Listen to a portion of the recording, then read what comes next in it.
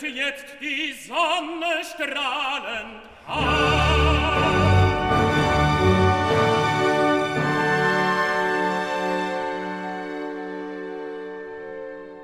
Ein wonnevoller Bräutigam,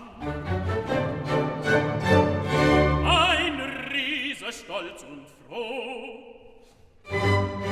zu rennen seine Bahn.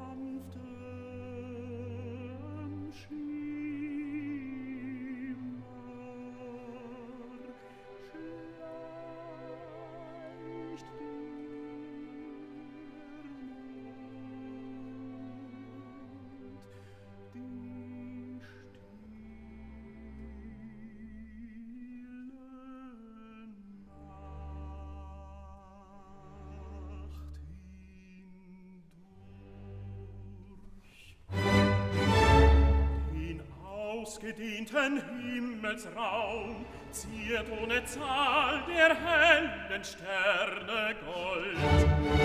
Und die Söhne Gottes verkündigten den 4. Tag mit himmlischem Gesang, seine Macht ausrufend.